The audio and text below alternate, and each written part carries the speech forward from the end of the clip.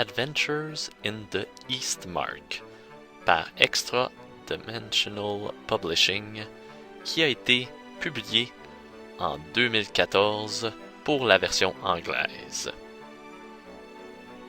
Originalement écrit en Espagne, ce jeu de rôle est une lettre d'amour à ceux qui ont pris le temps de jouer et apprécier la boîte rouge originale de Dungeons & Dragons. La boîte rouge dont je parle était le Basic Box Set de Original AD&D. Il y a eu plusieurs versions entre-temps. Il y a eu la White Box, la première édition dans les débuts 70, et après ça, le Holmes Edition, qu'on appelle, qui était une restructure des règles. Mais la boîte rouge, dans mon humble avis, était la véritable version du jeu Donjon Dragon. Elle a été écrite pour faciliter l'apprentissage du jeu et de faire connaître au monde entier comment se jouait un jeu de rôle et comment qu'on pouvait apprécier le hobby. Après avoir ramassé les fonds nécessaires pour faire la traduction complète en anglais, Adventure in the Eastmark représente une continuité de la tradition du Red Box. En gros, à quelques règlements près, vous pouvez avoir exactement le même sentiment et la même mécanique de jeu que vous avez retrouvé il y a plus de 40 ans. Parlons de la présentation et de la boîte en général. Qu'est-ce qui s'y retrouve? La boîte en tant que telle, elle est une superbe pièce de collection que vous pouvez afficher avec fierté n'importe où dans votre bibliothèque. Malheureusement, vu que c'est fait plus cubique et non pas rectangulaire comme la plupart des jeux de rôle, celle-ci se place bizarrement dans une bibliothèque justement si vous voulez la storer en quelque part. Donc, c'est pas bien adapté pour la plupart des gens qui veulent avoir une belle grande bibliothèque de jeux de rôle et que ça soit facilement d'accès. Oui, c'est beau, mais ça laisse un peu à désirer. Ça donne l'impression des vieux jeux PC qu'on avait dans les années 80 et 90, lorsque les boîtes étaient spectaculaires et difformes pour attirer l'attention du joueur. Mais c'est la même chose avec ça. Ça attire l'attention du joueur, ça semble être très bien, c'est très beau, mais c'est encombrant d'un certain sens. La boîte aurait été beaucoup plus pratique, être le même format standard du livre et un peu plus large pour avoir tous les contenus qu'il y a à l'intérieur. Et qu'est-ce qu'on retrouve justement à l'intérieur? On retrouve un magnifique crayon qui peut servir dans toutes vos aventures. Il est super beau. Il y a le Basic Rule Set qu'on va revenir un peu plus tard. Et il y a aussi un set de dés. Le set de dés, c'est toujours agréable à avoir dans un jeu de rôle de base parce que normalement, ceux qui achètent ce genre de jeu, c'est des gens qui veulent commencer leur hobby ou des gens qui veulent retourner. Et, veut pas, ça vient de Chessex, une compagnie de dés que j'apprécie énormément. Fait que ça, c'est un plus. Maintenant, parlons de la viande du jeu, c'est-à-dire le livre des règles.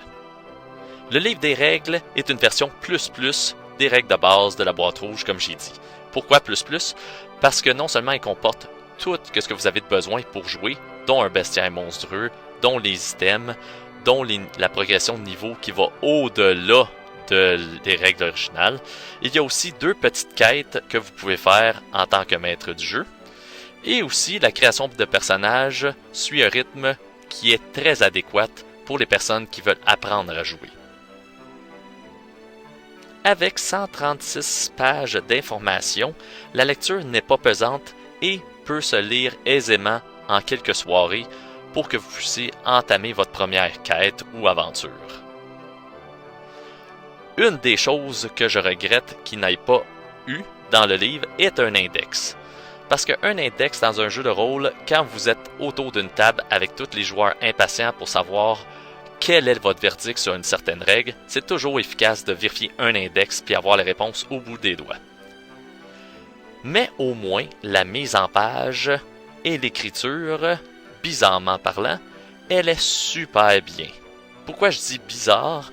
parce que la plupart des commentaires négatifs que j'ai eus du jeu, c'est que la traduction de l'Espagne à l'anglais était inadéquate et certaines tournures de phrases étaient horribles. Oui, j'ai vu quelques fautes de frappe et quelquefois il a fallu que je relise les paragraphes pour comprendre comme il faut ce que l'auteur voulait dire.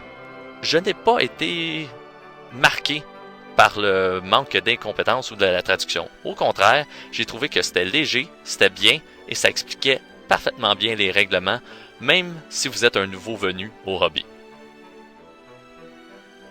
Mon coup de cœur est effectivement que c'est les règlements d'origine. De l'initiative à la création de personnages, aux prérequis pour comment faire les personnages, aux statistiques de base, tout est comme il y a 40 ans. Et moi j'aime ça parce que ça fait une continuation des règlements qu'on nous avons tombé en amour avec il y a tellement d'années. Et non seulement ça, parfois l'auteur donne des options pour que les joueurs qui trouvent ça injuste d'avoir des requirements, des prérequis pour créer un personnage, ou s'ils ont de la difficulté à surmonter une épreuve, il y a d'autres options que les règles d'origine pour le faire. Mais soyons honnêtes, lorsqu'on achète un jeu de ce style, on veut avoir quelque chose d'authentique. Et ça représente quelque chose d'une authenticité extrême en lisant ces pages. Même que j'ai relu le Redbox il n'y a pas si longtemps en français, et quand que je lis celle-là, je peux vous dire honnêtement que si la personne que vous jouez avec voudrait avoir une copie du Redbox Original, moi je pointerais, si tu n'es pas capable de trouver avec le budget nécessaire, je te conseille Adventures in Eastmark. Parce que comme j'ai dit, ça représente tout ce qui était bon, et en plus quelques options qui font en sorte que certains joueurs ne se tannent pas ou trouvent ça moins difficile. Mais encore une fois, soyons honnêtes, si on veut avoir une expérience authentique, il faut utiliser les règles originales. Et les règlements ici, c'est exactement ça qu'on a.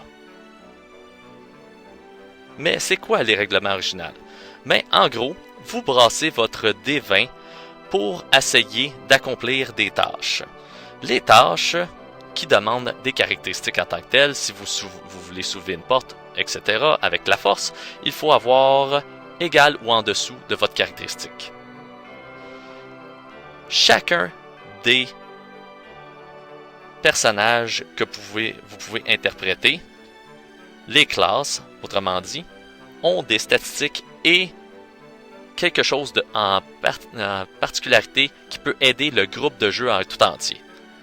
Donc c'est toujours bon d'avoir un guerrier pour la force et la force de frappe corps à corps, mais c'est toujours pratique d'avoir un mage ou un cléric aussi. Le magicien, peut faire des sorts et aussi aider les aventuriers à surmonter des combats nombreux. Tandis que le cléric, non seulement il est bon corps à corps, mais il peut guérir aussi ses compagnons d'armes. Tout ça est un mini-mélo pour donner une balance au jeu exprès et aussi pour que les joueurs puissent faire plusieurs rôles. Chacun d'entre eux utilise un rôle en particulier, mais qui agrémente le groupe pour passer au travers des épreuves que le maître du jeu met devant eux. Et les épreuves.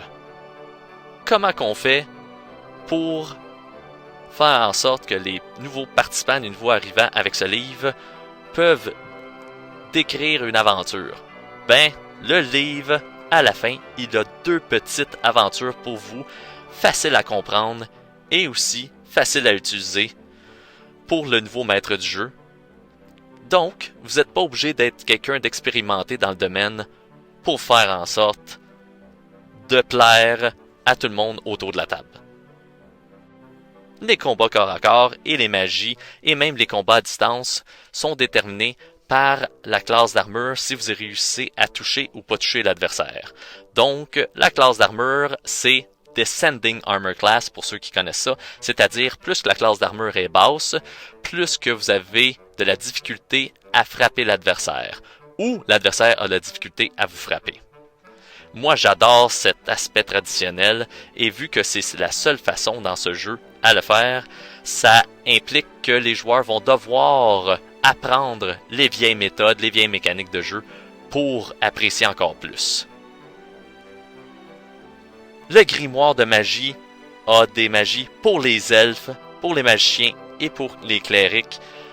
Tout ça dans une magnifique présentation, avec une description pour chacune des magies et toutes les caractéristiques que ça prend pour les avoir. Le bestiaire monstrueux est vraiment quelque chose. Je l'apprécie énormément et tout l'aspect artistique, les dessins, les montages dans le livre est superbe.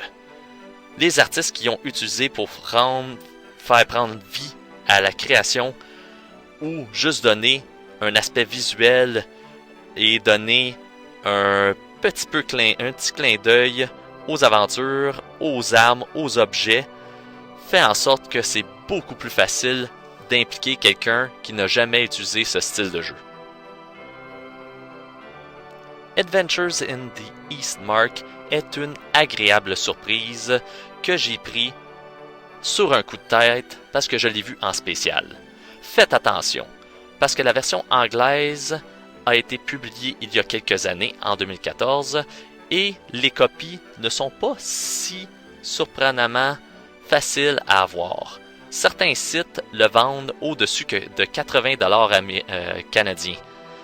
Donc, faites attention, magasinez un peu, parce que souvent vous pouvez l'avoir avec des rabais exemplaires comme moi j'ai eu. Oui, la boîte est encombrante et c'est difficile à la storer en quelque part ou dans les bibliothèques traditionnelles. Mais le livre en tant que tel est super bien détaillé et comme j'ai dit, ça représente une nostalgie intense. Et aussi, c'est un hommage à Frank Metzer, qui était celui qui a écrit La Boîte Rouge d'origine.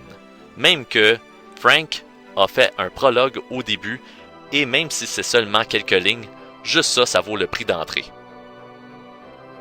Si vous voulez une expérience authentique des années 70-80 de jeux de rôle à votre portée de main, tout en incluant les nouveaux joueurs ou les nouveaux maîtres du jeu, je vous recommande fortement Adventures in the Eastmark.